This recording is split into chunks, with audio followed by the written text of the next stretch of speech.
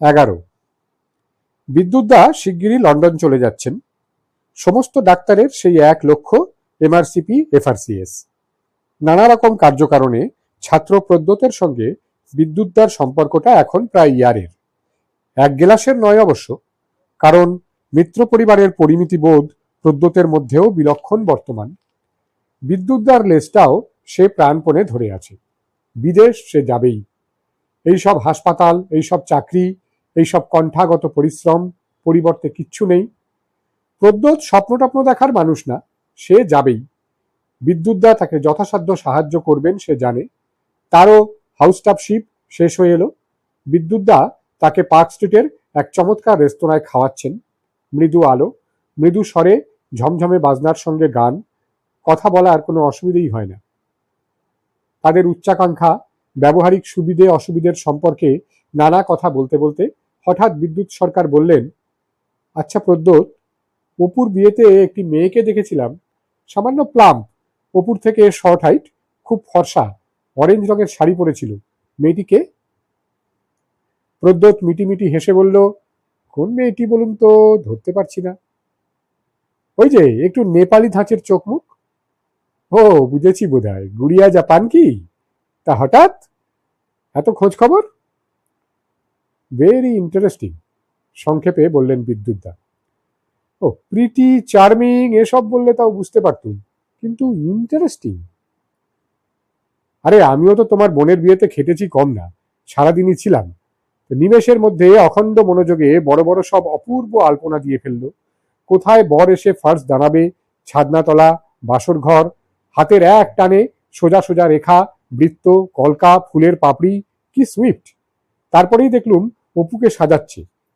অপুকে তো যখন বার করলো তোমাদের ওই বিয়ের বাড়িটাতে নিয়ে যাওয়ার জন্য, আমি সেই অপু বলে চিনতেই পারিনি।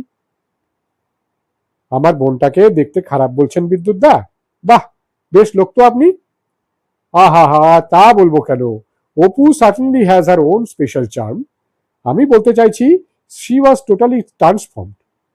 She was looking like a princess, or to put it more properly, like a goddess. এটা মানবে তো? প্রদ্যোৎ তার বলার ধরন দেখে হেসে ফেলল। বিদ্যুৎদা বললেন, তারপর খাওয়া দাওয়া শুরু হতেই দেখলাম মেয়েটি নিজেও দারুণ সাজগোজ করে, মানে ওই রকম রাজকন্যা টন্যারই মতো সেজেগুজে তদারকি করে বেড়াচ্ছে। অ্যামেজিং। প্রদ্যোৎ বলল, তবু তো আপনি বাসর জাগলেন না, থাকলে দেখতে পেতেন ও একাই গান গেয়ে বাসর মাত করে রেখেছিল। অন্য অনেকেই গেয়েছে, অপুর বেশিরভাগ বন্ধুই তো গান টান গায়, কিন্তু মূল গায়েন ওই দীপালি। ও এরপরেও আবার গান জানে নাকি? গান জানে মানে? রেডিও রেগুলার গায়, প্রতি বছর প্রয়াগের পরীক্ষায় ছাত্রছাত্রী পাশ করাচ্ছে। উরে বাবা! প্রথমেই বলে রাখি বিদ্যুৎদা, ওরা 5 বোন, বাবা নেই, ভাই নেই, 5 জনেই অসাধারণ গুণী, প্রত্যেকে কিছু না কিছু করে সংসারটাকে দাঁড় করিয়ে রেখেছে। গৃহকর্ম, রান্না এসবেতেও ওরা ওস্তাদ। অপুর আইবুড়ো ভাতে নিজে রান্না করলো মাকে সরিয়ে দিয়ে, যা রেঁধেছিল না। এ কি দ্রৌপদী টৌপদী নাকি? পঞ্চস্বামীর ব্যাপারটা বাদে, বিয়ে করলে আপনি পঞ্চশালিকা, ও না না না, ও তো 5 জনের মধ্যে একজন, তা বিয়ে করলে আপনি পঞ্চরসিকা পাবেন। আর দীপালি নিজে যে একাই 100, এ তো আপনি নিজের চোখেই দেখেছেন। বিদ্যুৎ সরকার বললেন, বলছো? বলছি, তবে ওরা কিন্তু ব্রাহ্মণ, মিশ্র। ওরে বাবা, ছবল দেবে নাকি? সে আপনার ভাগ্য, দেখুন কারা ছবল দেয়। আপনাদের দিক থেকেও তো ছবল আসতে পারে বিদ্যুৎদা, আলাপ করিয়ে দেব? দাও। এক কাজ করুন, অপু কদিন পরে অষ্টমঙ্গলা না কিসে আসবে, ওর বন্ধুরাও বোধহয় সে সময় ওর বরের সঙ্গে ইয়ার্কি দিতে এসে পড়বে। আপনিও আসুন, খুব সহজে আমাদের কাজ হয়ে যাবে। বিদ্যুৎকান্তি ভারী লজ্জা পেয়ে গেলেন, বললেন, দূর, বড্ড মেয়েলি হয়ে যাবে ব্যাপারটা। কিভাবে তাহলে ছেলেলি করবেন ব্যাপারটা, আপনি সাজেস্ট করুন। Is she good? এই তো মুশকিল করলেন বিদ্যুৎদা, আমি কি করে জানবো? তা তুমি বুঝি মেয়েটেতে ইন্টারেস্টেড নও? আমি এখনো খুব ছেলে মানুষ, বুঝতে পারছেন না, গাল টিপলে দুধ বেরোয়। কিন্তু আপনাকে তো বেশ ভালো মতোই আহত মনে হচ্ছে, একটা ব্যবস্থা করতেই হয়। বিদ্যুৎ চিন্তিত স্বরে বললেন, তুমি তো জানোই Pradyot, I am very much in need of a companion. বাবা মা দেশে থাকেন, কোনোদিন জমি জমা আর ভিটের মায়া ছেড়ে এদেশে আসবেন না। আর আমি কোথায় যাব, কি করব, কোথায় প্র্যাকটিস করব, কিচ্ছুরই ঠিক নেই। I need somebody. স্বীকার করছি, মেয়েটিকে আমার ভালো লেগেছে। অষ্টমঙ্গলায় বিদ্যুৎকান্তি কিন্তু এলেন না। অপুকে সব কথা খুলে বলতে অপালাই বলল, দাঁড়া, আমি দীপুদির মন বুঝি। সে জানে দীপালির মধ্যে অনেক জটিলতা, যা তার সুন্দর নিভাজ নেপালি মুখে ছায়ামাত্র ফেলে না। কিন্তু অপালা জানে দীপালি একসময় সোহমকে পাগলের মতো ভালোবেসেছিল। তাকে পাবার জন্য সে তার প্রতিদ্বন্দ্বিনীর সম্পর্কে অনেক উল্টোপাল্টা কথা সোহমকে বলেছিল। অপালার কাছে অবশ্য সে ভাব দেখায় যে মিতুলের সম্পর্কে সোহমের মনোভাবের কথা না জেনেই সে তথ্যগুলো এমনি এমনি কথায় কথায় বলে ফেলেছে। কিন্তু অপালা এ কদিনে অনেক পরিণত হয়ে উঠেছে। এখন তার সন্দেহ যে দীপালি খানিকটা জেনে শুনেই ইচ্ছাকৃতভাবে সোহমের মন বিষিয়ে দিতে চেয়েছিল। দীপুদি সম্পর্কে এ কথা ভাবতে তার খুব খারাপ লাগে, কিন্তু সত্য যা তাকে তো স্বীকার করতেই হবে। সেই দীপালি যখন দেখল তার কৃতকর্মের ফলে সোহম বিকারগ্রস্ত উন্মাদ হয়ে গেল, তখন সে ভয়ে আধমরা হয়ে গেল। এখন সোহম আবার ভালো হয়ে গেছে। খুব সম্ভবত বিকারের সময়কার কথা তার মনে নেই, কিন্তু দীপালির কথাগুলোই যে তাকে ওরকম উত্তেজিত করেছিল, এ কথা হয়তো সোহম ভুলবে না। দীপালি অপালাকে একান্তে ডেকে নিয়ে গিয়ে জিজ্ঞেস করলো, কিরে অপু, খুব তো বিয়ে করবো না বলেছিলি, এখন কেমন লাগছে? অপালা নিজের ভিতরের কথা পুরোপুরি খুলে সবাইকে বলতে পারে না, চায়ও না। সে একটু হেসে বলল, ওই ভালো মন্দ মিশিয়ে। ইস, মুখের চেহারাই পাল্টে গেছে। তোর বর তো খালি এদিক ওদিক খুঁজছে তোকে। খুব স্ত্রৈণ হবে দেখিস, একেবারে আঁচলে বাঁধা। অপালা বলল, দীপুদি, তুই বিয়ে করবি? আমাকে আর কে বিয়ে করবে বল? দীপালি হতাশ গলায় বলল, আমি ছাত্রী শেখাবো, দুই বোনে মিলে নৃত্যনাট্যের কোরিওগ্রাফি তৈরি করব, তারপর একদিন পট করে হার্ট অ্যাটাক হয়ে মরে যাব বাবার মতো। তোর আত্মবিশ্বাস এত কম কেন রে দীপুদি? নিজেকে অত ছোটই বা মনে করিস কেন? তোর মতো সুন্দর সর্বগুণ সম্পন্ন মেয়ে আর কটা আছে? আমি তো দেখি না। আমার মতো কালিন্দির এক কথায় বিয়ে হয়ে যেতে পারে, আর তোর হবে না? দীপালি বলল, বিয়ে হয়ে তুই খুব উদার হয়ে গেছিস অপু, এসব কথা তো আগে কখনো তোর মুখে শুনিনি। অপালা বলল, কি জানি, বলিনি হয়তো, কিন্তু মনের অতলেই ছিলই। সব কথা সবসময় আমি বলতে পারি না। আচ্ছা দীপুদি, এখনো তুই সোহমকে ভালোবাসিস? সোহম তো একদম ভালো হয়ে গেছে। ওরে বাবা, সোহম চক্রবর্তীকে নমস্কার। সোহম যদি বাঁদিকের ফুটপাত দিয়ে যায়, আমি তাহলে ডান দিকে যাব ভাই। ভালোবাসা, ভালোবাসা ডকে উঠেছে। সোহমের সে মূর্তি তো তুই দেখিসনি। অপালা বলল, তুই কি দেখেছিস? শুনেছিস শুধু। দীপালি বলল, that's enough. God forbid Soham যেন কখনো আমার দিকে না আসে। অপালা বলল, একজন তোর সঙ্গে আলাপ করতে চাইছে, তোকে খুব পছন্দ, আলাপ করবি? দীপালি চকিত হয়ে বলল, কে? ডাক্তার বিদ্যুৎকান্তি সরকার, এমডি, দাদার একজন সিনিয়র বন্ধু। আমার বিয়েতে কদিনই ওকে দেখেছিস। কালো মতো? বেটে? কালো, হ্যাঁ, কিন্তু বেটে কেন হবে? বাঙালির অ্যাভারেজ হাইট। স্বাস্থ্য খুব ভালো, ব্রিলিয়ান্ট ছাত্র ছিলেন, শিগগিরই বাইরে চলে যাবেন। দীপালি একটু ভাবল, বলল, ঠিক আছে, আলাপ করিয়ে দে। কাউকে এ কথা বলেনি, কিন্তু দীপালির ইদানিং পছন্দ ছিল প্রদ্যোৎকে। প্রদ্যোতের সহানুভূতিশীল ব্যবহার, তার খানিকটা উদাসীন চরিত্র, স্পষ্টবাক প্র্যাকটিক্যাল ব্যক্তিত্ব, তার পুরুষালী চেহারা, এসবই দীপালির মন কেড়েছিল সোহমের পর। সোহমের ক্ষেত্রে আবার সোহমের চেয়েও ভালো লেগেছিল তার বাড়ি, তার সম্পদ, তার জীবনযাত্রা। সোহমের দুঘরের সুইটটা দীপালির ভীষণ পছন্দ ছিল। আর পছন্দ ছিল দক্ষিণের ওই ঝুল বারান্দাটা। ওইখানে তারা দুজনে বসে গল্প করবে, চা বা কফি খাবে, রাস্তা দেখবে, মানুষজনের চলাচল দেখবে। কিন্তু অপরাধের সংসারের চেহারা তার একদম পছন্দ হয় না। অপুর মা অবশ্য খুব ভালো, কিন্তু এই বাড়ির সঙ্গে তাদের বাড়ির তো কোনো তফাৎ নেই, প্রায় একই রকম। তফাৎ এই, তাদের ভাঙা রংচটা বাড়িটা ভাড়া, অপুদেরটা নিজেদের। জ্যাঠামশায়ের অংশটা বেশ সাজানো গোছানো, কিন্তু বুড়ো মহা ধড়িবাজ, তার ওপর সেকেলে কিভাবে অপুর মাকে খাটায়। প্রদ্য তার অপুর ওপরও একছত্র অধিকার স্থাপন করে রেখেছে। এই পরিবেশটাকে দীপালি পাল্টে দিতে পারত যদি ওই জ্যাঠামশাইটি না থাকতেন। বাবা মারা যাবার পর পুরুষ কর্তৃত্বহীন সংসারে তারা 5 জন আর মা অনেক লড়াই করে হলেও স্বাধীনভাবে বাস করে। এখন জেঠু টেঠু আর সহ্য হবে না। বিদ্যুৎকান্তির প্লাস পয়েন্ট, তার মা বাবা সুদূর বাংলাদেশে থাকেন, কোনো দিন আসতে চান না। একদম একার সংসার, এবং এটাও স্পষ্ট যে বিদ্যুৎ ডাক্তার উন্নতি করবেই। এখনই স্কুটার কিনেছে, ভবিষ্যতে আরো কত হবে। অপালার বিয়ের 3 মাসের মধ্যে দীপালির বিয়ে হয়ে গেল বিদ্যুৎকান্তি সরকারের সঙ্গে। রেজিস্ট্রি ম্যারেজ, ন্যূনতম খরচ। বিদ্যুৎ দুপক্ষের সবাইকেই একদিন আপ্যায়ন করলেন। বিদ্যুৎকান্তির বাবা মা, যারা এখনো খুলনা ফুলতলা গ্রামের ভিটে আঁকড়ে পড়ে আছেন, তারা আসতে পারলেন না। তবে চিঠিতে জানালেন বিদ্যুৎ ছোট জাতের মেয়ে বিবাহ না করিয়া উঁচু জাতের মেয়ে বিবাহ করিয়াছে, অতএব তাহাদের আপত্তি নাই। তবে প্রতিলোম বিবাহ সম্পর্কে একটু সাবধান। নবদম্পতিকে তাহারা সর্বান্তকরণে আশীর্বাদ করিতেছেন। যুগলের রঙিন ফটো দেখিয়া তাহারা যারপরনাই আনন্দিত। বংশে একটি প্রকৃত গৌরবর্ণ বধূ আসিল। কয়েক মাসের মধ্যেই দম্পতি লন্ডনে চলে গেল, এবং সেখান থেকে অনতিবিলম্বে অপালা দীপালির একটি উচ্ছ্বসিত চিঠি পেল। প্রিয় অপু, আমার তোকে প্রিয়তমা অপু বলে সম্বোধন করতে ইচ্ছে করছে। তুই আমার জন্য যা করেছিস তার ঋণ আমি জীবনে শোধ করতে পারবো না। আমার বর যে আমাকে কি চোখে দেখে তোকে বলে বোঝাতে পারবো না। আমি যাই করি তাই ওর কাছে আশ্চর্য। এত প্রশংসা আমি কখনো কারো কাছ থেকে পাইনি। আর এদেশে এসে কি যে ভালো লাগছে তাও ভাষায় বোঝাতে পারবো না। ও সারাদিন ব্যস্ত থাকে, কিন্তু আমার অনেক অনেক কাজ থাকে। চমৎকার সময় কেটে যায়। ভাবছি একটা গান শেখাবার স্কুল খুলবো। সাহেবগুলোও দেখি আমাকে দেখে বেশ চন্মনিয়ে ওঠে, আলাপ করবার জন্য উসখুস করে। ব্যাপারটা সত্যি বলতে ভাই আমার দারুণ লাগে। মনে হয় আমির খার সেই ঝানানা ঝানানা পায়ে এলে বা যেটা শুনিয়ে দিই, কাটারা ভড়কে যাবে, পায়ের তলায় শতান পড়ে যাবে। এ ব্যাপারগুলোয় বিদ্যুৎ খুব গর্বিত, কিন্তু মাঝে মাঝে বোধহয় একটু ভাবিতও হয়ে পড়ে।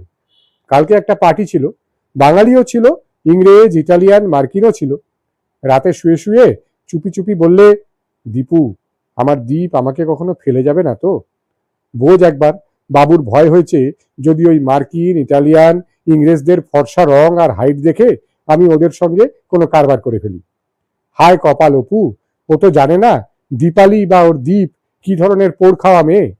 মেঘনা চাইতেই জলের মতো এলো বটে আমার জীবনে, কিন্তু এত বর্ষণ তো আমি স্বপ্নেও আশা করিনি।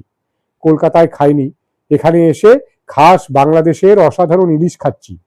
ভাজা ডিম, কালো জিরে, কাঁচা লঙ্কার পাতলা ঝোল, পাতুরি, আর কত বলবো। আমরা কেন্ট বলে একটা জায়গায় থাকি, গাড়ি ছাড়া গতি নেই। আমিও শিখছি, শিখে গেলে, লাইসেন্স পেয়ে গেলে আমার নিজস্ব একটা গাড়ি হবে অপু। একদম নিজস্ব, ভাবতে পারিস? গান গেয়ে, একদম নিজস্ব, ভাবতে পারিস? গান গেয়ে একটা সময় ঘেন্না ধরে গেছিল, বিশেষ করে শিখিয়ে শিখিয়ে। কিন্তু এখন বাড়িতে কোনো ভারত বাংলাদেশি মজলিসে বা মিশ্রিত পার্টিতে যখন সই ভালো করে বিনোদ বেনি বাঁধিয়া দে, কিংবা মৈশাল মৈশাল করো বন্ধু রে, ওরে শুকনা নদীর কূলে মুখখানি শুকাইয়া গেছে চৈত মাইশা ঝামেলে, গানগুলো ধরি, পার্টি শুধু আমার জন্যই জমে যায়। ভাটিয়ালিটা গাওয়ার সময় এতগুলো দেশের লোক যখন একসঙ্গে নির্ভুল তালি দেয়, তখন তার উন্মাদনাই আলাদা। তুই ঠিকই বুঝেছিস, সঙ্গীত ইজ দ্য থিং। ইতি তরি দীপুদি। অপালার চিঠিটা এত ভালো লাগলো, আর দীপুদির সুখ সৌভাগ্যের আতিশয্যে তার সামান্য অবদান আছে মনে করে তার এত আনন্দ হলো যে সে অবিলম্বে উত্তর দিল চিঠিটার। দীপালির চিঠিও পরের ডাকেই। এ মাসে যদি একটা চিঠি বিনিময় হয়, তো দ্বিতীয় মাসেই আবার একটা। শিবনাথের পোর্টফোলিওয়ে খুঁজলেই 2-1টা এয়ার লেটার পাওয়া যাবে। দীপালির চিঠি পেয়ে অপারা যখন হন্তদন্ত হয়ে বলে, এই শুনছো, আমাকে একটা এয়ার লেটার এনে দাও না, শিবনাথ চোখ বুজিয়ে চা খেতে খেতে বলে, এখন তো পোস্ট অফিস বন্ধ হয়ে গেছে। অপালা বলে, আহা, আজকে আনতে বলছি নাকি, কাল এনে দিও। শিবনাথ জানলার দিকে তাকিয়ে বলে, কালকে তো আমার পোস্ট অফিস যাওয়ার সুবিধে হবে না। তোমাকে নিজেকে যেতে হবে কেন? তোমাদের পিয়ন, বেয়ারা এসব নেই? তখন শিবনাথ নির্লিপ্ত হয়ে বলবে, বাড়িতেই ক্লাস 4 স্টাফের আচরণ দেখছো, আর সরকারি অফিসে পিয়নকে ব্যক্তিগত কাজে পাঠাতে বলছো? কিছুই জানো না অপু। তখন অপালা হতাশ হয়ে বলবে, ঠিক আছে, কাল আমিই বেরিয়ে আনবো এখন। শিবনাথের ততক্ষণে চা শেষ হয়ে এসেছে। সে বলবে, পোর্টফোলিওটা একটু এগিয়ে দাও তো, টিফিন বাক্সটা বার করে দিই। অপালা পোর্টফোলিওটা এগিয়ে দেবে, খুলে টিফিন বাক্সটা বার করে দেবে শিবনাথ। তারপর হঠাৎ বলবে, আরে এই তো একটা চিঠির কাগজ রয়েছে, এই দেখি, ইংল্যান্ড কি নাকি এয়ার, আরে এয়ার লেটারই তো দেখছি, কোথা থেকে এলো বলো তো? আমার তো কোনো সাহেব বা মেম সাহেব বন্ধু নেই। অপু, তুমি তো দেখছি ম্যাজিক জানো। তখন দুজনেই হাসতে থাকবে। মনীষার সঙ্গে যোগাযোগ নেই, তার বাবা বদলি হয়ে গেছেন, একটা চিঠি দিয়েছিল, তাতে ঠিকানা দিতে ভুলেছে, সুতরাং মনীষার সঙ্গে যোগাযোগ বিচ্ছিন্ন। সোহম একদম বেপাত্তা, রামেশ্বরজির বাড়ি গিয়েও সবসময় মিতুলের সঙ্গে দেখা হয় না অপুর। আর মিতুল তো ঠিক তার বন্ধু নয়, ছোট অনেক, বয়স হিসেবে ধরতে গেলে হয়তো তফাৎটা খুব বেশি নয়, কিন্তু সে এক বিবাহিত রমণী, যাকে মাথায় আধ ঘোমটা দিয়ে নিত্য শ্বশুরবাড়ির কিছু না কিছু কৃত্য করতে হয়, একটু ততস্থ হয়েই। একটি পুরুষ মানুষের মনোরঞ্জন করতে হয়, সে বেশ পরিণত গায়িকাও। এদিকে মিতুল স্কুল থেকে এখন সবে কলেজে, তার বন্ধুর শেষ নেই। যদি বা কোনোদিন অপালার সঙ্গে দেখা হয়ে যায়, সে হুড়হুড় করে এক গঙ্গা কথা বলে যাবে, বা কোনোদিন একটু স্থির হয়ে বসে কোনো বিশেষ গানের শক্ত অংশগুলো অপুর সাহায্যে গলায় তুলবে, হয়ে গেলে বলবে, ও ইউ আর গ্রেট অপুদি, রিয়েল গ্রেট। দীপালির চিঠি, সুখে আনন্দে ভরা চিঠি, অপালার কাছে খুব প্রত্যাশা ও আগ্রহের জিনিস। সে নিজেকে এভাবে প্রকাশ করতে পারে না, কিন্তু দীপালি যখন প্রকাশ করে তখন পূর্ণভাবে উপভোগ করে। অপুরে, দীপালি লেখে, এখন নিজেই গাড়ি চালাচ্ছি, এখানকার বাংলাদেশি, পাকিস্তানি আর ইন্ডিয়ান মাগুলো তাদের খুদেগুলোকে পাঠাতে শুরু করেছে। বেশ হাই ফিস করেছি বুঝলি। ডাক্তারটা বাগড়া দিচ্ছিল, তার নাকি মানে লাগে, এক দাবরানি দিয়েছি। গলার কসরত করব, সময় দেব, জিভে পাথরের নুড়ি রেখে উচ্চারণ শেখাবো, আর ফিজ নেব না, ইল্লি নাকি? I am absolutely professional. এদেশের লোকগুলোও ঠিক তাই, সব কিছুতেই ফ্যালো করি মাখো তেল। খালি আমার বিদ্যুৎ কান্তিই লজ্জায় বেগুনি হয়ে যাচ্ছেন। যাই হোক, আমার পেশাদারির সাবান ঘষে ঘষে বেগুনি বর্ণকে স্বাভাবিক কৃষ্ণবর্ণে নিয়ে এসেছি। সাহেবগুলোও ইন্ডিয়ান ক্লাসিক্যাল মিউজিক শিখতে আসছে। এক একজন মেম সাহেবের গলা কি মাইরি, আ বলতে বললে বলে হ, এমনই বাজখাই গলা যে ফৈয়াজ খাঁকে হার মানায়। অদূর ভবিষ্যতে রবিশঙ্কর হয়ে যাব আশা করছি, তখন প্রধানমন্ত্রী টন্ত্রী মারা গেলে আমাকে এখান থেকে ভজন গাইতে নিয়ে যাবে, তোরা থাকতে। দেখিস, ভবিষ্যৎবাণী করে দিচ্ছি। এক লম্বা চুল, বড় বড় ঘোড়ার মতো হলদে দাঁত ছোকরার সঙ্গে আলাপ হয়েছে, আইরিশ, একদম নীল চোখ, সোনালি গোঁফ দাড়ি চুল, প্রত্যেকবার গান শিখে উঠে যাবার সময় আমার হাতে চুমু খেয়ে যায়। ডাক্তার সাহেব একদিন দেখে ফেলেছিল, সেই থেকে রংটা ফর্সা হতে শুরু করেছে, এত ফ্যাকাশে হয়েছে যে কি বলবো। তোদের সবাইকে খুব মিস করি, আনন্দ ভাগ করে নিলে বাড়ে, হাড়ে হাড়ে বুঝতে পারছি। কি যে একটা কহ গৌরাঙ্গ ভজ গৌরাঙ্গ সরকারি অফিসারকে বিয়ে করলি, বিদেশে আসার আর চান্সই রইল না। বিয়ে করতে হয় ডাক্তার, নয় ইঞ্জিনিয়ার, নয় মার্চেন্ট অফিসের অফিসার। চিঠিটা যেন আবার শিব সদাগরকে দেখাসনি, হয়তো তোর লাইফ হেল করে ছেড়ে দেবে। আজ আসি, দীপুদি। 12। রেডিওর জন্য যেদিন অপালার প্রথম রেকর্ডিং হলো, সঙ্গে রামেশ্বর গিয়েছিলেন, তাছাড়াও ছিল বেনু। রামেশ্বর অপালা উভয়েরই বশংবদ, উঠতি তবলিয়া।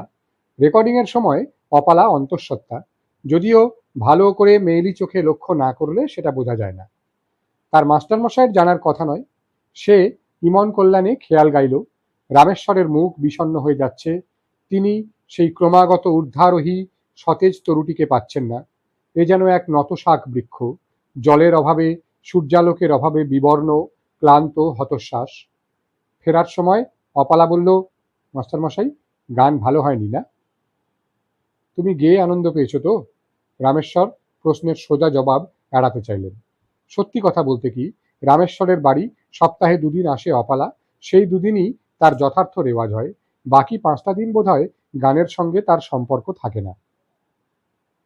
মাস্টারমশাইয়ের প্রশ্নের জবাবে অপালা বলল, আমার বড্ড দমের অসুবিধে হচ্ছিল। সে কি? অপালার মুখ আস্তে আস্তে লাল হয়ে উঠছে। রামেশ্বর এইবার তার দিকে ভালো করে তাকালেন। মনে মনে বললেন, তাই বলো। মুখে বললেন, তোমার শ্রেষ্ঠ গানগুলির মধ্যে নয়, কিন্তু যথাযথ, পরিপূর্ণ। তোমার গানে একটা উপচে পড়া ভাব থাকে মা, যেন যা দেবার তার চেয়ে অনেক বেশি দিচ্ছ। সেই ভাবটা পেলাম না আজ। কিছুদিনের মধ্যেই ঠিক হয়ে যাবে। শরীরটা তো ঠিক থাকা দরকার। শিবনাথ বাড়ির দরজায় দাঁড়িয়েছিল ফেরবার সময়। সে হাত ধরে অপালাকে নামালো। বেনু তানপুরো পৌঁছে দিল। এর 3 দিন পর অতি অকালে অপালা তার প্রথম সন্তানের জন্ম দিল।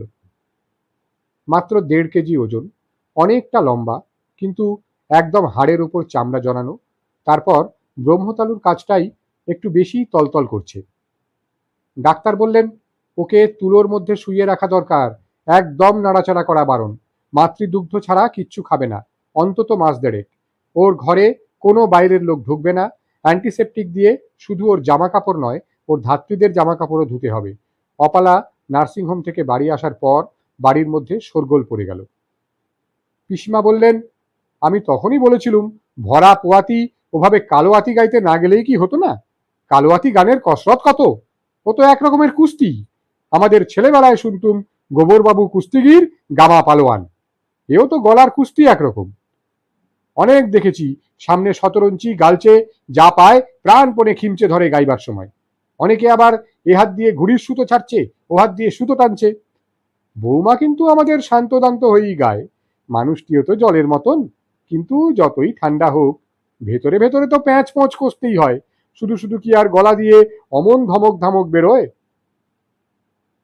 শাশুড়ি বললেন, বংশের প্রথম ছেলে কুলপ্রদীপ, এখন বাঁচলে হয়। তিনি এখন নাতির ভালো মন্দ ছাড়া আর কিচ্ছু ভাবতে পারছেন না, কোনো দিকে তাকাতে পারছেন না। বাচ্চাটাকে তুলোর চুষি করে করে মায়ের পাম্প করে বার করে নেওয়া দুধ খাওয়াতে হয়। তার নিজের টানবার ক্ষমতা নেই। গায়ে যতটা সম্ভব হাত কম লাগিয়ে তার পোশাক বদলানো, স্পঞ্জ করা, এসব তিনি ছাড়া আর কেউ পারে না। অপালার ডিউটি শুধু বাচ্চার জামা কাপড়, শাশুড়ির এবং নিজের জামা কাপড় সাবান ও অ্যান্টিসেপটিক দিয়ে ধোয়া। শাশুড়ি তার ছেলেকে সামলান। সে অসহায় চোখে তাকিয়ে তাকিয়ে দেখে। অফিস যাবার আগে শিবনাথ ডাকে, অপু, একবার শুনে যাও। ক্লান্ত শরীর টেনে টেনে ঘরে যায় অপালা। শিবনাথ পোর্টফোলিওর ভেতর থেকে একটা কৌটো খুলে 2টি পরিষ্কার ঝকঝকে ডিম বার করে। টুক করে ফাটিয়ে বলে, হাঁ করো দেখি। কাঁচা ডিম খাবো? অপালা মুখ বিকৃত করে। একদম কাঁচা খাবে। আমার এক কলিগের নিজস্ব পোলট্রির লেঘনের ডিম, একদম বিশুদ্ধ। 2টো ডিম তাকে এইভাবে খাওয়ায় শিবনাথ। অপালা বলে, পিসিমা জানলে মূর্ছা যাবেন কিন্তু। আপাতত তুমি মূর্ছা না গেলেই হলো আমার। এগুলো ভীষণ পুষ্টিকর। পিসিমার জানবার কোনো দরকার নেই। খোলাগুলো এখান থেকে অনেক দূরে কোনো ম্লেচ্ছ রাস্তায় ফেলে দেওয়া হবে।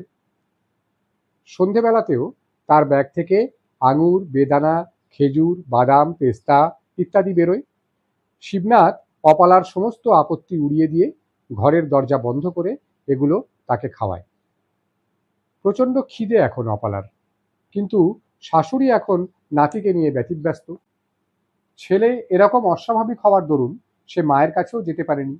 পিস শাশুড়ি বালবিধবা, কোনোদিন সন্তান ধারণ করেননি, অত শত জানেন না।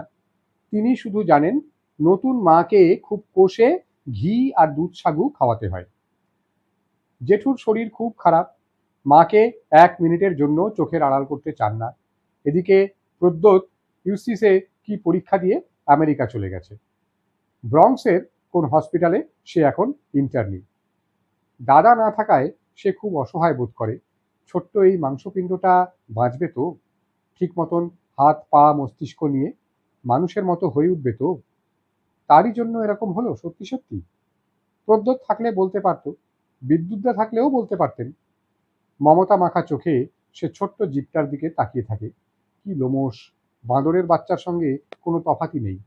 তবু তার চোখ পিটপিট করে তাকানো, চিঁ চিঁ করে কাঁদা, আর যখন তখন বুড়ো পুতুলের মতো হাত পা সব খিঁচে তুলে আড়মোড়া ভাঙা দেখলে তার বুকের ভেতরটা কেমন আনচান করতে থাকে। সে সন্তর্পণে ছেলের নাম রাখে হিন্দোল।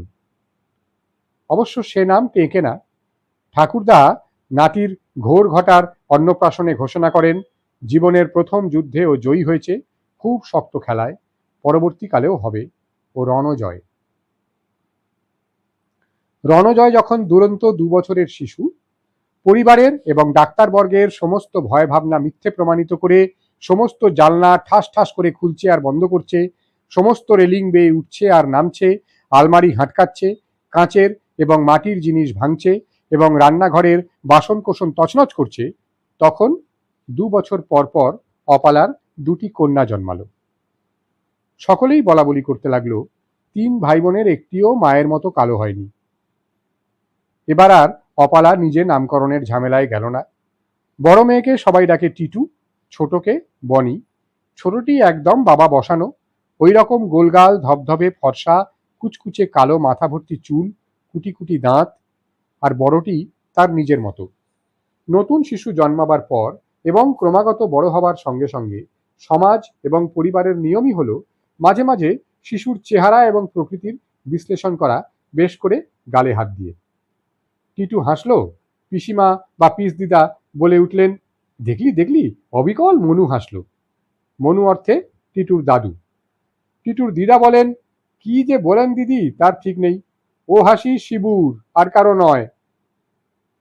টিটু কাঁদলো। পাশের বাড়ির গিন্নি এ বাড়ির গিন্নির সঙ্গে যার খুব ভাব, গলা বাড়িয়ে বললেন, পারুল, পারুল কে কাঁদছে গো, তোমার বড় নাতনি?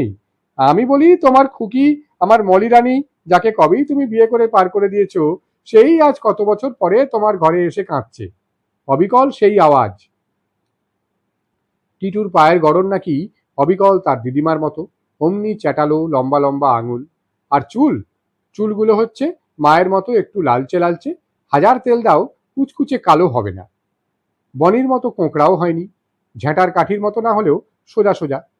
আর চোখ মুখ, সবাই দিশেহারা হয়ে যান। এরকম গোল গোল চোখ, লম্বা পাতলা নাক, এত সংক্ষিপ্ত ভুরু, ছোট্ট ঠোঁট জোড়া, এসবও কোথা থেকে পাচ্ছে? সকলেই বলেন, আরে ওকে বড় হতে দাও, বাচ্চা কতবার বদলায়, এই দেখবে বাপের মতো, এই দেখবে মায়ের আদল, এমনি করতে করতে ঠিক বংশের ধারা পেয়ে যাবে। বনি যেমন হাসি খুশি, যাকে বলে জলি বাচ্চা, রণজয় যেমন দুরন্ত, টিটু তেমন নয়। সে একটু গম্ভীর গাম্ভার, পাতলা চেহারা। কেউ যদি তাকে নানা কসরত করে হাসাতে গিয়ে ব্যর্থ হয় এবং বলে রামগরুড়ের ছানা, তখন সবাইকে অবাক করে দিয়ে বাচ্চা টিটু বলবে, হাসবো না না না না। তার মুখে তখন একটু হাসি, একটু বিরক্তি। আসলে সে কোনো ছবিবহুল বই দেখছিল, কিংবা জিগসা পাজল নিয়ে ব্যস্ত ছিল, কিংবা পাতার উপর পেন্সিল দিয়ে প্রাণপণে গৌ অর্থাৎ গরু আঁকবার চেষ্টা করছিল। এই সমস্ত সময়ে বড়দের এইসব ইয়ার্কি, নানা রকম মুখভঙ্গি করে হাসাবার চেষ্টা, হঠাৎ কোলে তুলে হামি এবং অব্যর্থভাবে কিছু লালা মাখিয়ে দেওয়া তার ঘোরতর অপছন্দ। সুতরাং বনিকে সবাই ভালোবাসে, রণকে সবাই প্রশ্রয় দেয়, কিন্তু টিটুর সম্পর্কে সবাই বলে ওটা সৃষ্টি ছাড়া। একটু বড় হতে মা ছড়ার গান শোনায়, গান করাবার চেষ্টা করে 2 মেয়েকেই। বনি আধো আধো গলায় গেয়ে ওঠে লয় তাল ছাড়া, যমুনাবতী সরস্বতী কাল যমুনা লীলাবতী। টিটু খুব সুরেলা গলায় হাতে তাল দিয়ে গায়, যমুনা যাবেন শ্বশুর বাড়ি কাজী তলা দিয়ে। বলেই তালি থামিয়ে, গান থামিয়ে টিটু জিজ্ঞেস করবে, মা কাজীতলা কি? মা বলতে পারবে না। টিটু তখন গোঁ ধরবে, কাজীতলা কি না জানলে সে গান গাইবে না। কেনই বা একটা নাম না জানা তলা দিয়ে যমুনাকে শ্বশুরবাড়ি যেতে হবে? যমুনা নিমতলা দিয়ে শ্বশুরবাড়ি যাক। হায় হায়, নিমতলা, শেষ পর্যন্ত নিমতলা। আসলে তাদের বাড়িতে একটা বিশাল নিম গাছ আছে উঠোনের এক পাশে। রণ ছুতো পেলেই 2 বোনকে পিঠে ধামসে দেয় একেবারে। হয়তো একটা সামান্য খেলনা কি কাগজ কি অন্য কিছু নিয়ে এই ঝামেলা। ঠাকুমা এসে কোনো কিছু শোনার আগেই দুমদাম করে 2 নাতনির পিঠে 2 ঘা বসিয়ে দেন। বনি আরো কাঁদতে থাকে, আমার কাজক অর্থাৎ কাগজ নিয়ে গেল, আমায় ঠাম্মা মারলো, আমায় দাদা মারলো, ও বাবা ও দাদু, আমায় দাদা মারলো, আমায় ঠাম্মা মারলো। পাড়া মাথায় করে সে কচি গলায়। টিটুর চোখে এক ফোঁটা জল নেই। সে জিভ বার করে ঠাকুমাকে প্রাণপণে ভেঙচি কাটে, দাদার দিকে পা তুলে লাথি দেখায়। সবাই বলে, উমা কি অসভ্য মেয়ে রে বাবা, বাবা অমন শান্ত, মা অমন নম্র, এ মেয়ে কার ধারা পেল? টিটু তখন তার কচি গলায় ভেঙচি কেটে বলবে, দাদা এত অচব্য, ঠাম্মা এত অচব্য, ওলে বাবা এ মেয়ে কাল ঝালা পেল। টিটুর সবচেয়ে প্রিয় খেলা, বাবা যখন অফিসের ফাইল নিয়ে বসবে সেও তখন টেবিলের ওপর তার ছোট্ট ফাইল নিয়ে উঠে বসবে, তাতে তারা তারা আজে বাজে কাগজ, তাতে সে সংখ্যা বসায়, নানা রকম শব্দ এবং বাক্য ভুলভাল লেখে, আর ক্রমশই তার শব্দ বাক্য সংখ্যা গণনা নির্ভুল হয়ে উঠতে থাকে। তাকে এই কাজটি করতে দাও, টিটুর সারা শব্দ পাবে না, সে বিনা ধস্তাধস্তিতে নাওয়া খাওয়া সেরে নেবে। বনি তার নাইলনের ডল বুকে করে ঘুরে বেড়ালে এবং টিটুরটা টিটুকে দিলে অসীম তচ্ছিল্যের সঙ্গে টিটু বলবে, আমি কি মেয়ে যে পুতুল নিয়ে খেলবো? আমার অনেক দরকারি কাজ আছে, আমি এখন বাবার অফিসের আড্ডালি। শুনে সবাই হেসে বাঁচে না। তাই বলে টিটুর যে ছেলে সাজবার বায়না ধরে তাও কিন্তু নয়। সে ফ্রক পরেই থাকে, শীতকালে স্ল্যাক্স টি শার্ট পরে, তবুও তাকে ছেলে ছেলে দেখায় না। তার চুল খুব তাড়াতাড়ি বড় হয়, পিঠের মাঝখান অব্দি সোজা ঈষৎ লালচে চুল নিয়ে, কানে সোনার মাকড়ি, স্ল্যাক্স এবং নীল ডোরাকাটা ফুল হাতা সোয়েটার পরে সে তার ছোট্ট গোলাপি ফাইল বুকে করে ঘুরে বেড়ায়। রণজয় বা বনি, অপালা বা শিবনাথ, মনোহরবাবু ও পারুল দেবী, তাদের ছোট ছেলে বিশ্বনাথ, তাদের বিধবা ননদ করুণা, কিংবা তাদের সঙ্গীতপ্রিয় জ্যেষ্ঠাকন্যা মল্লিকা বা মলির সঙ্গে টিটুর কোথাও কোনো মিল নেই। টিটু এরই মধ্যে কাকা এবং বাবার একটু ন্যাওটা। কাকার হাত ধরে বেড়াতে যেতে তার কোনো আপত্তি নেই, কাকা তাকে কাঁধে তোলে, দু হাত ধরে বাইমাই করে ঘোরায়, এসবে টিটুর মজা, খিলখিল হাসি। কিংবা বাবা অফিস থেকে ফিরলেও সে বাবার হাঁটু ধরে ঊর্ধ্ব মুখে চেয়ে সরল কৌতুকে জিজ্ঞেস করে, বাবা আজকে কটা অঙ্ক করলে? তার ধারণা বাবা শুধু অঙ্ক করে। তার বাবার ক্যালকুলেটরটা নিয়ে সে সুযোগ পেলেই টিপে টুপে দেখে, তবে খুব সাবধানে এবং গোপনে। ঠিক কোন সময়টিতে ড্রয়ারের চাবি খোলা এবং বাবা অনুপস্থিত সে সেন দৃষ্টিতে নজর রাখে, কিন্তু মা হারমোনিয়াম নিয়ে গানে বসলে এবং বাবা এবং অনেক সময় কাকা সেখানে বসে আহা আহা করতে থাকলেই সে অব্যর্থভাবে সে তল্লাট ছাড়া হয়ে যাবে। রেডিওতে যখন মায়ের গান হয় তখন সে রেডিওর পাশের ঘরে। অপালা অনেক সময় বিষণ্ণ গলায় বলে, টিটু তোর মার গান ভালো লাগে না না? টিটু প্রথমে জবাব দেয় না, তারপর বলে, জানি না, যাও। আরও জোরাজুরি করলে বোঝা যায় গানটা অত্যন্ত মেয়েলি ব্যাপার বলে সে ধরে নিয়েছে। তাই পুতুল খেলারই মতো গান বাজনার ব্যাপারেও তার প্রচণ্ড অনীহা। সে এখন বাবার আপিসের কাজ করছে। রণজয় যখন 5 বছরের, টিটু 3 এবং বনি 2, তখন একটা বিশ্রী অঘটন ঘটল। অপালার চতুর্থ সন্তান 6 মাসে নষ্ট হয়ে গেল। অপালা নিজেও প্রায় অবধারিত মৃত্যুর হাত থেকে ফিরে এলো। এবার ডাক্তার বরাবরের মতো জন্মনিরোধের ব্যবস্থা রোগিণীর দেহে করে দিলেন। শিবনাথ ডাক্তারের কাছ থেকে পেশাদারি তিরস্কার শুনল। বাড়িতে তার ছোট ভাই বিশ্বনাথ কিছুদিন ঘৃণায় দাদার সঙ্গে কথা বলা বন্ধ করে দিল।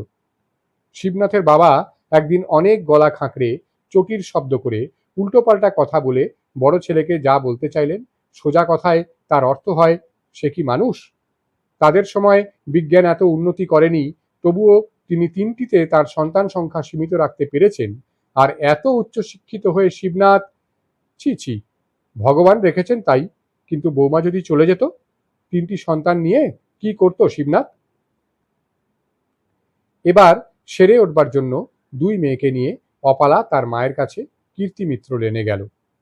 জেঠু মারা গেছেন, তার সঞ্চিত অর্থে এবং পুরো একতলাটা সরকারি অফিসারকে ভাড়া দিয়ে মা এখন যথেষ্ট সচ্ছল এবং স্বাধীন। প্রদ্যোৎ নিউ ইয়র্কেরই হাসপাতালে আছে, মাকে নিয়মিত ডলার পাঠায়। তার একমাত্র অভাব সঙ্গীর, বড় একা, চিরকালই একা, ভেতরে ভেতরে, কিন্তু এখন বাইরেও। কেউ নেই, ছেলে নেই, মেয়ে খুব মাঝে মধ্যে আসে, তেমন আত্মীয় স্বজন বলবার মতো কেউ নেই। নিচের ভাড়াটে ভদ্রলোকের পরিবার অতি সজ্জন, তিনি নিজেও নির্বিরোধ, কাজেই নিচের দেখাশোনার ভরসাতেই তিনি আছেন। মেয়ে আসাতে তিনি হাতে চাঁদ পেলেন। নাতি আসেনি, নাতিকে তার ঠাম্মা ও দাদু কখনো কাছছাড়া করেন না, কিন্তু নাতনি দুটি তার হাতে স্বর্গ এনে দিল। আর কতদিন পরে মেয়েকে এতদিন ধরে এমন করে কাছে পাওয়া। সেবা তাঁর স্বভাব, তিনি প্রাণপণে মেয়েকে সেবা করে খাড়া করে তুলেছেন। জামাই প্রায় রোজই অফিস ফেরত আসে, তার ফরমাস মতো দোকান বাজার করে দিয়ে যায়।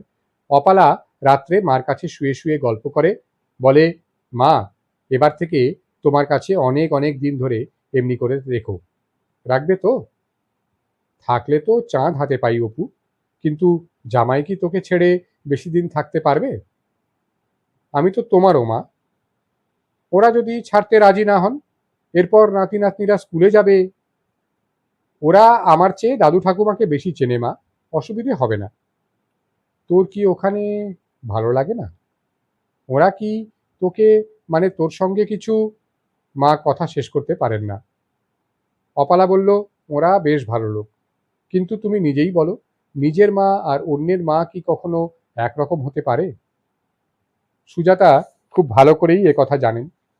তার বিয়ে হয়েছে 16 পূর্ণ 17-এ।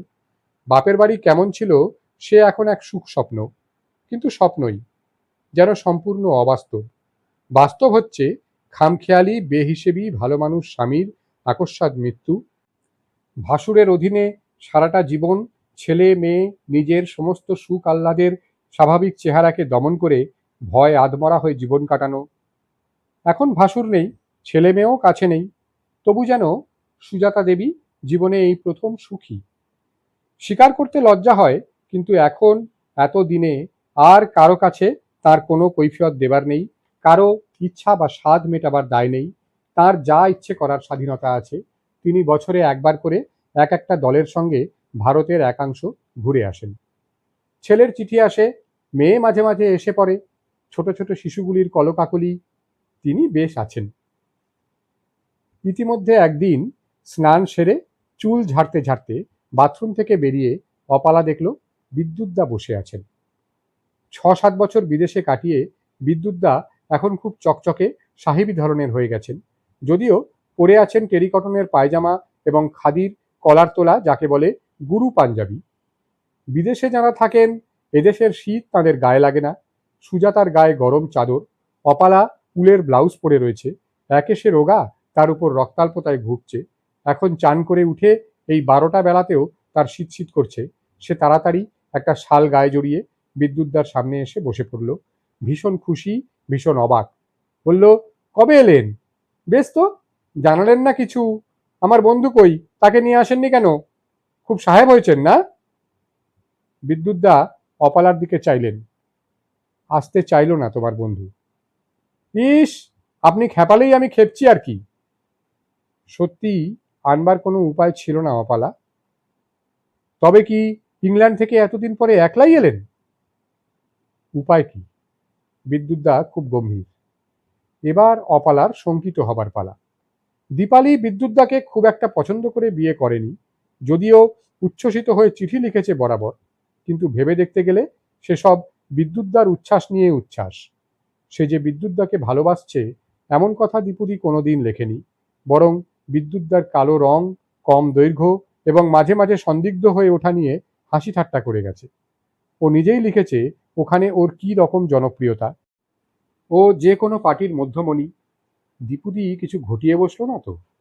অপালার মুখ এখন এমনিতেই ফ্যাকাশে। সে আরো ফ্যাকাশে হয়ে বলল, কি হয়েছে বিদ্যুৎদা?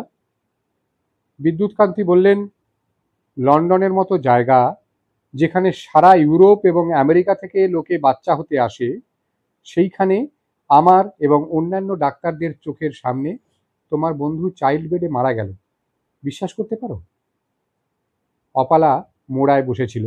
সে মাথা ঘুরে পড়ে যাচ্ছিল। বিদ্যুৎকান্তি তাকে ধরে ফেললেন। অপালার হাত পা কাঁপছে, বুকের ভেতরটা কেমন করছে। ইদানিং তার প্রায়ই এরকম হয়। ডাক্তার বলছেন রক্তাল্পতার জন্য। তার চেতনার মধ্যে খুব দূরে কিন্তু চড়া সুরে প্রাণপণে ঝালা বাজাচ্ছে কেউ সেতারে, মিট টানছে লম্বা লম্বা আঙুলে। অপালা রাগ পেহচানে হেরে যাচ্ছে। সে বুঝতে পারছে না এমন অবিমিশ্র বিভৎস কারুণ্য কোন রাগে আছে। মা পেছনে এসে দাঁড়িয়েছেন। তিনি বিদ্যুৎদার সংবাদ শোনেননি, অপালার অবস্থাটাই দেখছেন। তিনি বললেন, বিদ্যুৎ, অপুর পরপর 2 বছর 2টি মেয়ে হয়ে গেল। 2 বছর বাদ দিয়ে এবার আবারও একটি হয়েছে। অ্যানাদার? বিদ্যুৎদা ভুরু কুঁচকালেন। হলো আর কই, মা জবাব দিলেন। কি অ্যাবারশন না স্টিলবর্ন? নষ্ট হয়ে গেছে বিদ্যুৎ। তারপর থেকে মেয়েটা কিছুতেই সারতে পারছে না। বিদ্যুৎ বললেন, অপালা, দেখি একবার নাড়িটা। একটু পরে বিদ্যুৎ বললেন, এ কি, মাঝে মাঝে বিট মিস হচ্ছে কেন? ওটা আমার বরাবরই আছে। বাড়ির ডাক্তারবাবু বলতেন অ্যাথলিটস হার্ট নাকি। অ্যাথলিটই বটে।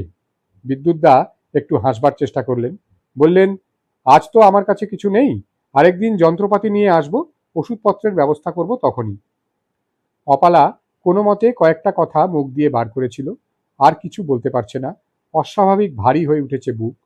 তারপর ভরা বাদল শুরু হলো চোখ দিয়ে, অবিরল ধারে।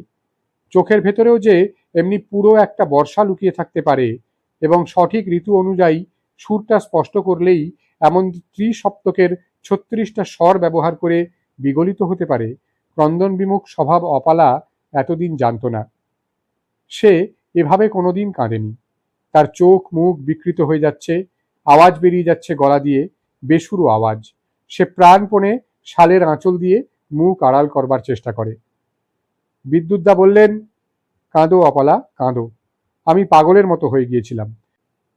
বাড়ি করলাম, সে তার পছন্দ মতো সাজালো, বাগান করলো, প্রত্যেকটি জিনিস তার নিজের উপার্জনের টাকা দিয়ে করা। কালচারাল ব্যাপারে লন্ডনের এশিয়ানদের মধ্যমণি, পাঞ্জাবিগুলোকে শুদ্ধ টপ্পা গেয়ে মাতাল করে দিত। শিখতে আরম্ভ করেছিল ওয়েস্টার্ন পপ সং। তোমাকে ছবির অ্যালবাম দেখাবো অপু, কত অনুষ্ঠান, কত tribute, we were so happy, so successful. Soil না। বিদ্যুৎ উঠে দাঁড়ালেন, পেছনে হাত মুষ্টিবদ্ধ করে পায়চারি করতে করতে বললেন, এখন সবচেয়ে বড় প্রবলেম হচ্ছে বাচ্চাটা। সে এখনো হসপিটালে, ডাক্তার নার্সদের কেয়ারে আছে, কিন্তু এভাবে তো আর বেশি দিন চলতে পারে না। সুজাতা দেবী ব্যাপারটা বুঝতে পেরে স্তম্ভিত হয়ে আছেন। কিছুক্ষণ পর আস্তে আস্তে বললেন, ওদের বাড়ি থেকে কি বলেছে? দিদি, মেয়েরা? মা, মানে আমার শাশুড়ি বলছেন গীতালিকে নিয়ে যেতে। গীতালি দীপালির মেজদি, স্কুলের সেলাইয়ের টিচার। বড় আর মেজটি ছাড়া আর সবাইকার বিয়ে হয়ে গেছে। বড়টি সবচেয়ে শক্ত, ব্যক্তিত্বশালিনী। সে এখন নিজেই একটি প্রাইভেট নার্সিং প্রতিষ্ঠান চালায়। তাই যান না বিদ্যুৎদা, গীতালিদি যদি রাজি থাকে। গীতালি রাজি আছে অপু। ওরা বোনেরা পরস্পরকে কিভাবে ভালোবাসে জানো তো? কেউ কারোকে সাহায্য করতে বা স্যাক্রিফাইস করতে পিছপা নয়। কিন্তু আমি কি করে নিয়ে যাই? সর্বত্র একটা সমাজ আছে, ইংল্যান্ডেও ভারতীয় সমাজ আছে। ওরা এখানে লিবারাল হলে হবে কি? তাছাড়াও অপু, গীতালির একটা কেরিয়ার আছে। সে সব ছেড়ে ছুড়ে দিয়ে আমার ছেলে মানুষ করতে যাবে? এতটা স্যাক্রিফাইস আমি কেমন করে মেনে নেব? ওর পক্ষেও ব্যাপারটা খুবই হিউমিলেটিং বলে মনে হচ্ছে আমার কাছে। সুজাতা বললেন, একটা কথা বলবো বিদ্যুৎ, কিছু যদি মনে না করো। কি কথা মাসিমা, বলুন। আমি এখন মনে করা না করার বাইরে। আমার মা বাবা যদি তাদের জেদ ছেড়ে খুলনা থেকে আসতেন, অনায়াসে আমি তাদের নিয়ে যেতে পারতাম। কিন্তু সেই স্কুল পার হবার পর তাদের কাজ ছাড়া হয়েছি। তাদের বোধহয় ছেলে বলে আমার জন্য আর একটুও সেন্টিমেন্ট অবশিষ্ট নেই। আমার দাদার ফ্যামিলি এবং দেশের জমি জমা বাস্তু নিয়ে তারা এত আপাদমস্তক জড়িয়ে আছেন। আমি, আমার সমস্যা, এসব কিচ্ছু না, কিচ্ছু না। সুজাতা মৃদু গলায় কিন্তু বেশ জোর দিয়ে বললেন, তুমি গীতালিকে বিয়ে করে নিয়ে যাও না বিদ্যুৎ। দীপুর স্বর্গত আত্মা এতেই তৃপ্তি পাবে, আমি বলছি। তার ছেলেটিকে মায়ের মতো দরদ দিয়ে মাসি ছাড়া আর কেউ দেখতেও পারবে না। দীপালিরা 5 বোনই অত্যন্ত গুণী, মানিয়ে নিতে ওস্তাদ। বড় ভালো মেয়ে ওরা। কত কষ্ট করে যে সব বড় হলো, বাপ নেই, একটা পরামর্শ দেবার কেউ নেই। ঈশ্বর যে কেন এত নিষ্ঠুর, কেন যে কারো সুখ দেখতে পারেন না, কেন এমন হিংসুটে কুচুটে, আমি আজও জানি না বাবা। সুজাতা চোখে আঁচল দিলেন। তার নিজের জীবনও তো এই। সমৃদ্ধি ছিল না, কিন্তু শান্তি ছিল, অসীম প্রেম ছিল, পূজাও ছিল। কিন্তু তিনি কেড়ে নিলেন। তখন তার কতই বা বয়স? দুটি ছোট ছোট ছেলে মেয়ে নিয়ে জুঝেই গেলেন সারা জীবন। বিদ্যুৎ স্থাণু হয়ে বসে রইলেন। এরকম অদ্ভুত সমাধানের কথা তার মনে একবারও উদয় হয়নি। দীপালির সঙ্গে তার বিবাহ পরবর্তী মধুযামিনী পর্ব এখনো পার হয়নি। স্বামী স্ত্রীর দীর্ঘদিন একত্র বসবাসের ফলে যেসব অবশ্যম্ভাবী ব্যক্তিত্ব সংঘাত হয়, রুচির ঝগড়া হয়, ছোটখাটো তুচ্ছ জিনিস নিয়ে তুলকালাম হয়ে যায়, বিদ্যুৎকান্তির 6-7 বছরের দাম্পত্য জীবনে তা এখনো আসেনি। একে তিনি নিজের কর্মজীবন নিয়ে ভীষণ ব্যস্ত, তার উপর দীপালির রূপে গুণপনায় তিনি একেবারে সম্পূর্ণ বশীভূত। পুরুরবা উর্বশীর পুরুরবার মতো দশা। তার উপরে দীপালির অসাধারণ মানিয়ে নেওয়ার ক্ষমতা, প্রত্যেকটি পরিস্থিতিকে অত্যন্ত সুকৌশলে নিজের আয়ত্তের মধ্যে এনে ফেলার সামর্থ্য, রসবোধ, গৃহিণীপনা, এসব না, তিনি দীপালির জায়গায় অন্য কাউকে কখনো বসাতে পারবেন না। গীতালিও খুব ভালো মেয়ে, ওই রকমই নেপালি ধাঁচের মুখ, ওই রকমই প্রায় ফর্সা, একটু শান্তশিষ্ট, একটু কম চালাক। সে যেন দীপালির একটা অক্ষম ছায়া, কিন্তু ভালো, নিঃসন্দেহে ভালো। হঠাৎ বিদ্যুৎ চমকে উঠলেন। এ কি, তিনি কি করছেন? তার প্রাণ প্রিয়া দীপালির সঙ্গে অন্য কারো রূপগুণের তুলনা করছেন, যেন রূপগুণে দীপালির সমকক্ষ হলেই তার আর বিয়ে করতে আটকাবে না। তিনি কিরকম উদ্ভ্রান্তের মতো উঠে দাঁড়ালেন। অপালার মা বললেন, এ কি বিদ্যুৎ, তুমি কফিটুকু খেলে না? ওইটুকুই তো চাইলে বাবা। বিদ্যুৎ অন্যমনস্ক গলায় বললেন, তা হয় না মাসিমা। তিনি যে কোন প্রশ্নটার জবাব দিচ্ছেন বোঝা গেল না। পূর্ণ কফির পাত্র ফেলে কাউকে একটা বিদায় সম্ভাষণ পর্যন্ত না করে তিনি চলে গেলেন। বিকেল বেলাতেই সুজাতা অপালাকে নিয়ে দীপালিদের বাড়ি গেলেন। তিনি প্রাণপণে দীপালির মাকে বোঝালেন, শুধু শুধু গীতালিকে বিদ্যুতের সঙ্গে পাঠানো খুব খারাপ দেখাবে। তাছাড়া গীতালি তার চাকরি টাকরি ছেড়ে ওভাবে অনির্দিষ্ট ভবিষ্যতের পথে পা বাড়াবে, কি হবে তার? সে কি বিদ্যুতের ছেলেকে নিয়ে এখানে ফিরে আসবে? বিদ্যুতের রকম সকম দেখে মনে হয় ছেলেকে সে ছাড়বে না। তাহলে তাহলে তার চেয়ে তিনি নিজে প্রস্তাব করুন, বিদ্যুৎকে বোঝান, সে নিশ্চয়ই বুঝবে।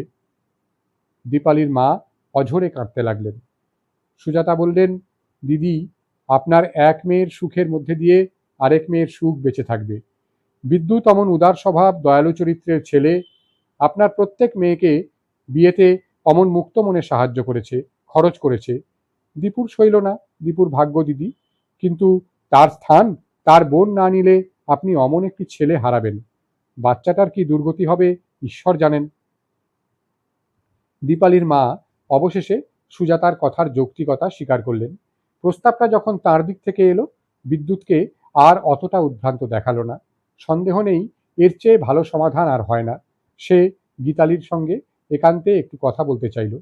কি কথা হলো কেউ জানে না, কিন্তু দেখা গেল দুজনেই ছলছলে চোখে বেরিয়ে এসেছে, দুজনেই মত দিল। কোনো অনুষ্ঠান, কোনো আড়ম্বর, লোক জানাজানি না করে শুধু অপালা, শিবনাথ, সুজাতার উপস্থিতিতে বিদ্যুৎ গীতালির বিয়ে হয়ে গেল। রেজিস্ট্রেশনের সময় গীতালি কাঁদছিল, বিদ্যুৎ কাঁদো কাঁদো। ফেরার সময় সুজাতা বললেন, আহা, ওরা সুখী হোক। কার ভাগ্য কে যে ভোগ করে। বড়টি তো কোনোদিনই বিয়ে করবে না বলে জানিয়ে দিয়েছে। এই মেয়েটি দিদির বিয়ে হচ্ছিল না কিছুতেই, এক ধাক্কায় স্বামী, পুত্র, গাড়ি, বাড়ি, বিলেত সবই পেয়ে গেল।